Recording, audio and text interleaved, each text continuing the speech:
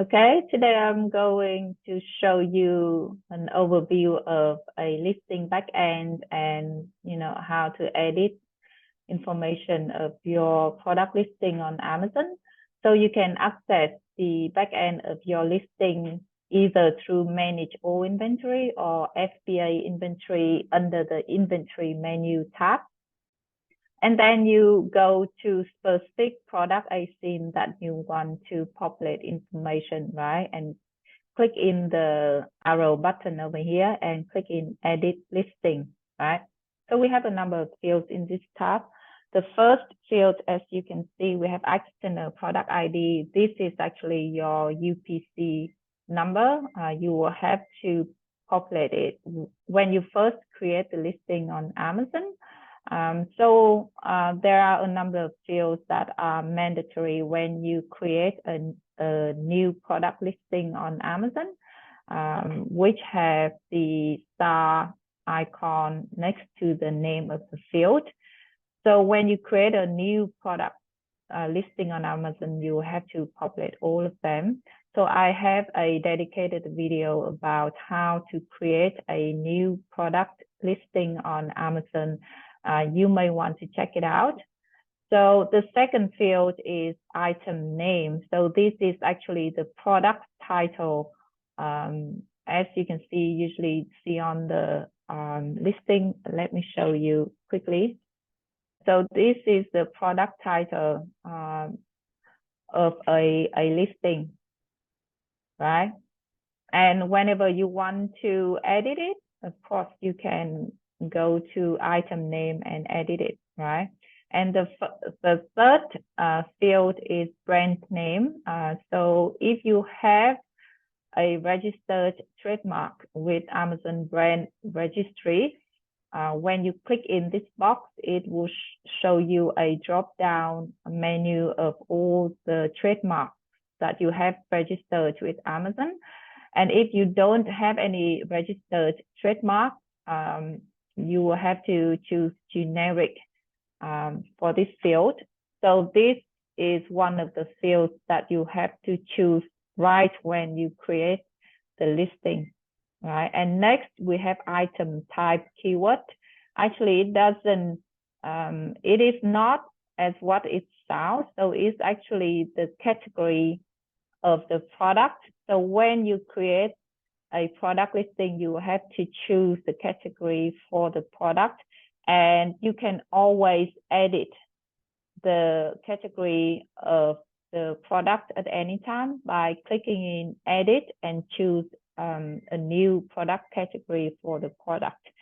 And if the change is not reflected on your product listing, you can always create a support case and then request to change your product category. And next is model number. You can put in, anything in here, characters, signs and characters, whichever represents the product and help you, basically reminds you of the product, right? And next, we have a number of other fields in the vital information page.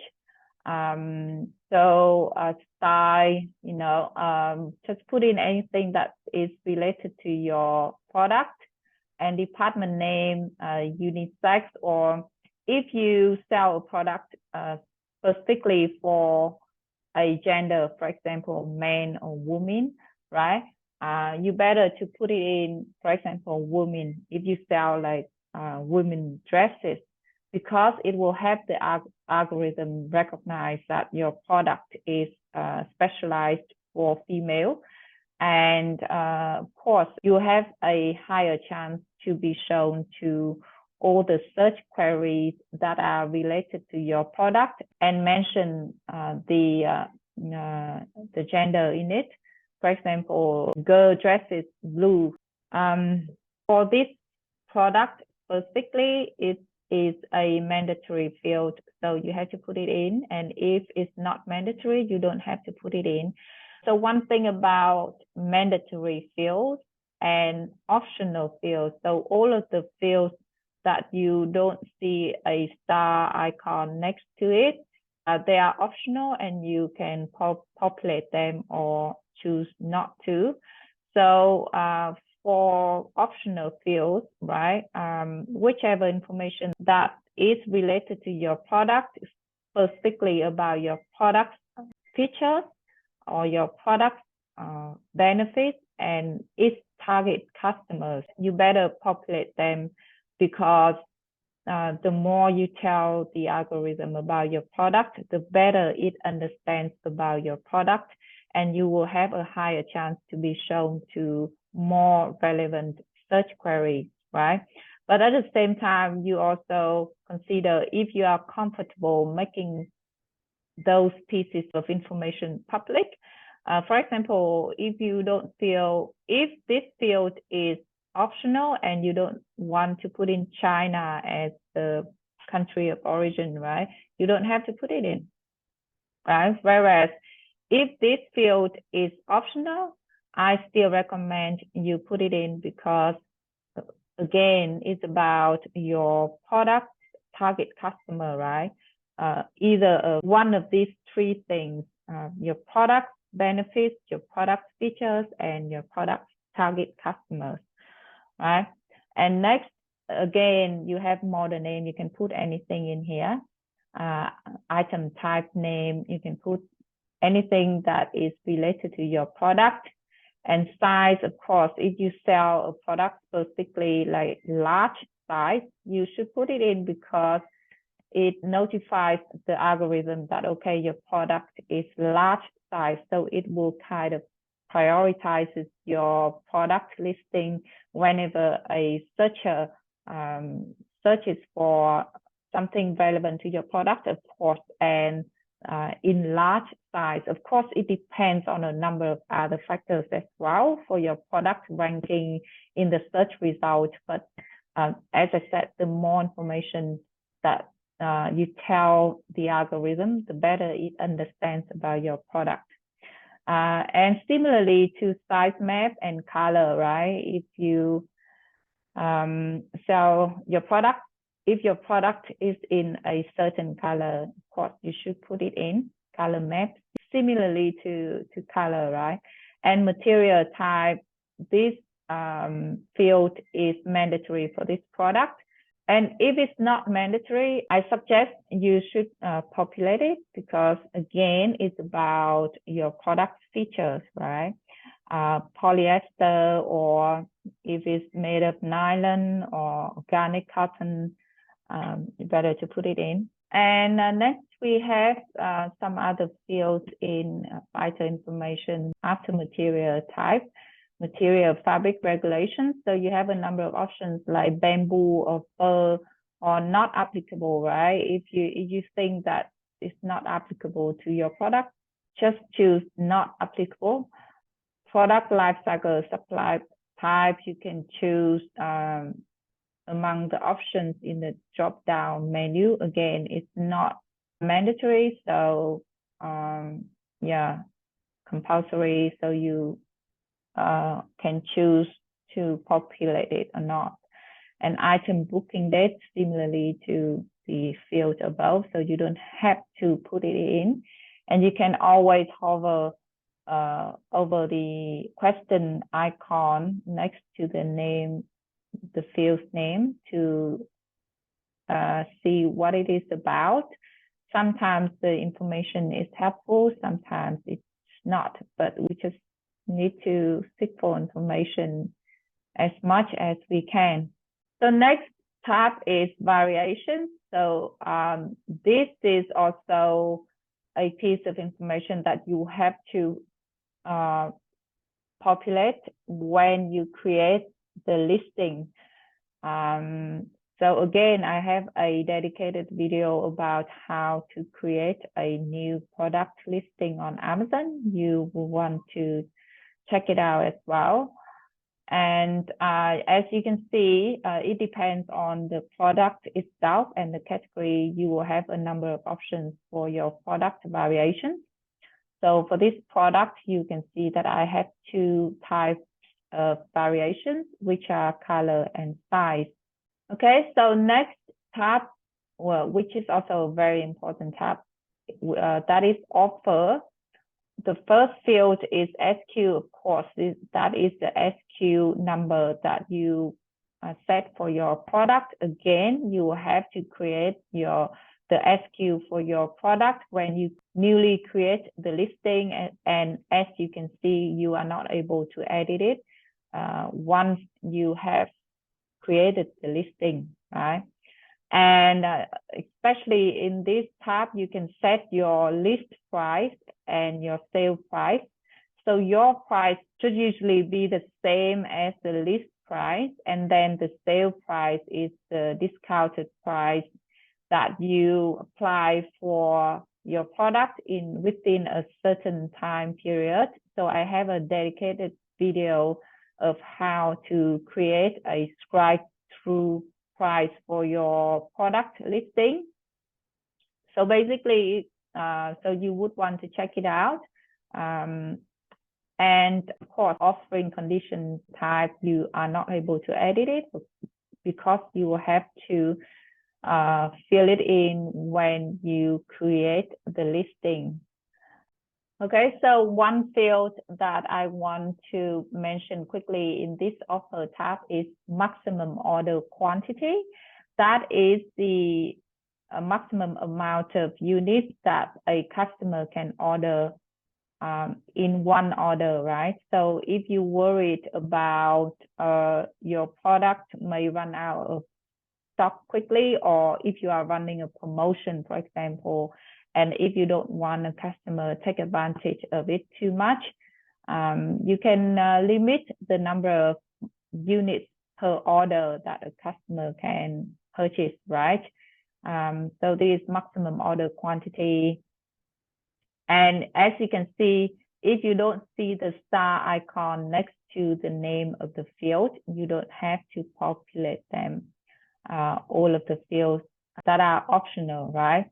And one more field I want to quickly talk about, that is offer start date.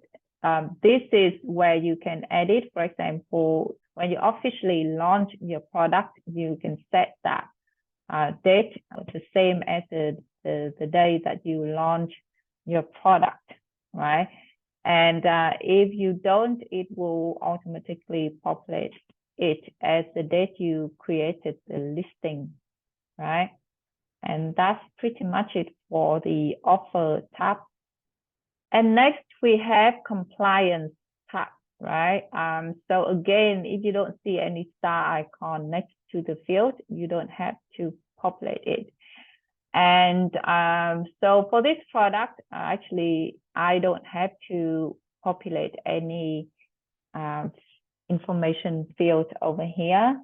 But if you think that, okay, some of the fields that you think that is necessary for the customers to understand better about your product and help the search engine to understand more about your product, and you will have a higher chance to be shown to more relevant search queries, you may want to populate it as well. But one thing is that if you are sure that Amazon will not require you for additional document for the information you put in, for example, certifications, something like that, you probably want to avoid it. And if you sure that it won't create more hassle for you. So that is one note about compliance information, right? So some other fields in compliance tab, as you can see, this product has one mandatory field, which is dangerous goods regulations. So if you think that is not applicable, just choose not applicable. And all other fields you don't have to populate. And as I have mentioned, whichever information that is, if you think that is beneficial for your product and help the consumers as well as search engine understand about your product better, you would want to populate it, and knowing that it will not give you any create any additional hassle for you. For example, volume, you may want to populate it, or item weight, for example, right? Okay, so next tab we have images, where you can populate all of the images for your product, main image and all secondary images. Next, you have description, is where you can populate your product description and bullet points for your product. So what is description and bullet points if you don't know about it? For example, so these are the bullet points of your product. So this product, as you can see, it has 5 bullet points. And if you scroll further down on desktop, you will have the description. And if you have a registered brand, you can create A+ content for your product listing. As you can see over here, product description is shown in A+ content format, so where you can have more, you can show more photos and more text for on your product listing, right? So that is product description. So if you don't have a registered trademark with Amazon Brand Registry, it will be shown as traditional product description, as you can see over here, and where you populate in the back end of your listing, whereas A+ content, you will create it in A+ content manager under the advertising tab, right? So there are 2 places for product description in 2 different formats, right? So that's where you can populate the traditional product description. Of course, you can always format your description to make it more engaging and easy to skim and scan. And I have also a dedicated video of how to optimize your product description and bullet points. You would want to check it out as well. And next, in the same tab, description, we have bullet points. So this product has already had 5 bullet points populated, right, as you can see over here. But you can always add more bullet points to your product. Even sometimes it can go up to 7 or 8 bullet points, as I remembered, or at least you can go to 7 bullet points. So what you normally see in many online training courses or YouTube videos, they normally mention 5 bullet points, but actually it is not always the case now, because as you can see, you can have more bullet points for your product. And I think that is a good change from Amazon. You don't have to squeeze in so much text in a bullet point, and instead you can have a smaller paragraph for each bullet point, which will help the shoppers easily read the information and easily capture the information, right, and quickly as well. So that is a good change recently by Amazon. And next, we have keywords. This is where you will populate search terms for your product listing as you normally hear about it, as they normally call it. So it used to be named as search terms, and Amazon recently changed to generic keyword, but it's just the same thing. So this is where you will populate all of the keywords for your listing, even the keywords in another language other than English. For example, if you sell in North America and Hispanic community is a big community, right? Spanish is popular. You may want to also add in some key search terms in Spanish in the back end of your listing, and especially the search term field or generic keyword field is an ideal place where you can apply some keywords in another language. So how to decide which keywords to put in this field? It belongs to listing optimization and SEO, right? So I have a dedicated video about how to choose the keywords for your backend search terms for backend keywords, right? You have to do competitor research and keyword research in order to decide which terms that you will put in this field. So it's not simply putting in random words in here, but we have a SEO strategy for it. And the last tab we have is more details. So as you can see over here, all of the fields in this tab are optional because it is more details, right? It's up to you if you want to add in more information about your product, and all of the information that you put in here will be shown on your product listing as well.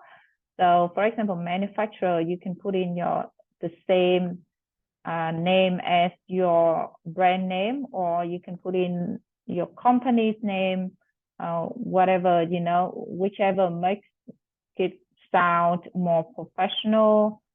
So you can put anything in here. Part number similarly. Anything that is related to your product, it's just a series of characters, so you can put in and whichever helps you remember about the product, or whichever reminds you about the product, right?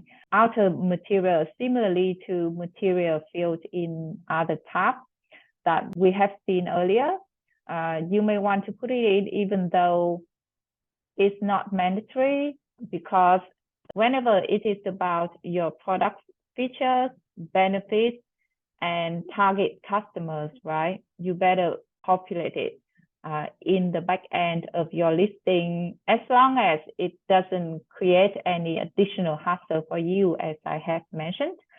So outer material, of course, is something very useful for the shopper to understand more about your product, right? And also give you a higher chance to be shown to many more relevant search terms, right? Search queries by shoppers.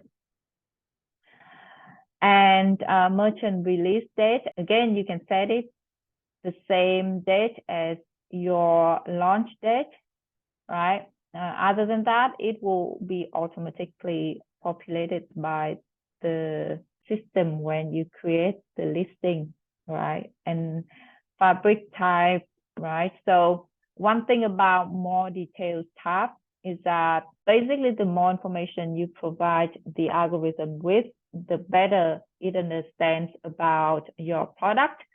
And so this tab is where I usually populate as much information as I can, as long as it doesn't, you know, give me any more hassle, or I feel comfortable making it public, right? So I will populate as much as information as I can in this field, because many of them will be beneficial for your product listings SEO.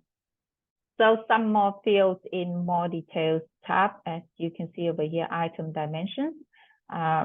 You would want to populate this piece of information as well, because it will be shown on your listing, and the customers will basically easily see it and, you know, decide whether or not, you know, your product is for them or not. Package dimension, if you can, you better populate it as well.